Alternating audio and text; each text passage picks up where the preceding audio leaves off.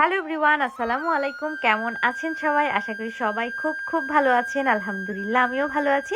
আজকে আপনাদের জন্য খুব সুন্দর একটা ভিডিও নিয়ে চলে আসলাম। আশা করি আমার পুরোটা ভিডিও দেখলে ভালো লাগবে। ভিডিওটা আমার বলছি, কিন্তু আসলে এই ভিডিওগুলো আমার ছোট ভাইয়েরা পাঠায় বিধায় আমি আমার বলতে পারি।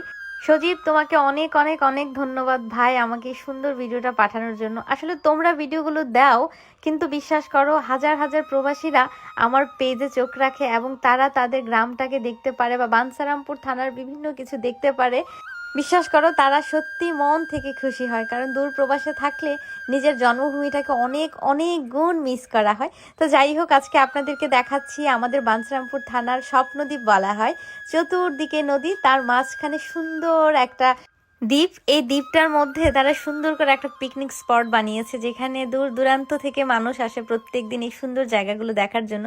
সত্যিই সুন্দর। আমি মনে হয় একবার গিয়েছিলাম স্বপ্নদ্বীপ, তো সত্যিই ভালো লাগে। তো আপনারা যারা বাঞ্ছারামপুর গ্রামের আছেন, দেখেন, এর বাঞ্ছারামপুর থানার আছেন, এই সুন্দর জায়গাটা সত্যি, গ্রাম মানেই একদম নিস্তব্ধ সরলতার একটা প্রতীক। চতুর্দিকে গাছ, সবুজের সমারোহ, সব মিলিয়ে সত্যি দারুণ লাগে। আসলে বাংলার রূপের কথা বর্ণনা করতে গেলেও মনে হয় আল্লাহ, কম বলছি না তো?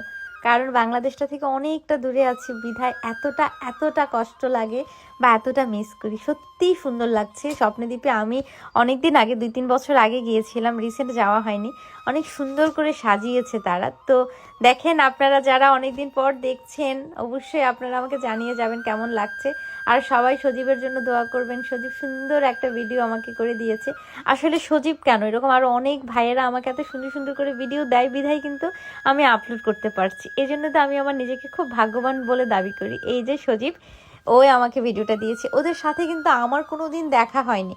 এই কথাটা ভাবতে আমার যে কি একটা অনুভূতি হয় আমি বলে বোঝাতে পারবো না, যে তারা আমাকে কখনো দেখেনি।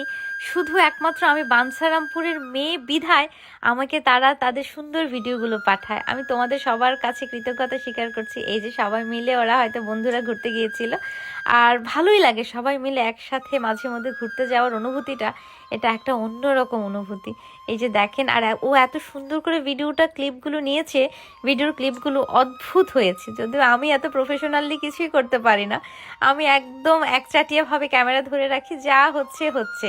তো ইনশাল্লাহ এবার ছোট ভাইদের কাছ থেকে অবশ্যই ভিডিও এডিটিং করা শিখে আসবো। আল্লাহ, কি সুন্দর লাগছে দেখেন, পরন্ত বিকেল। আল্লাহ, কতদিন দেখি না বাংলাদেশের এই সুন্দর অসাধারণ মুহূর্ত। তো যাই হোক, ভিডিওটা একটু বড় করে ফেলেছি, আপনারা দেখে নেবেন। আর হ্যাঁ, আপনারা কিন্তু আপনাদের অনুভূতির কথা আমাকে জানিয়ে যাবেন যে ভিডিওটা দেখে কেমন লেগেছে।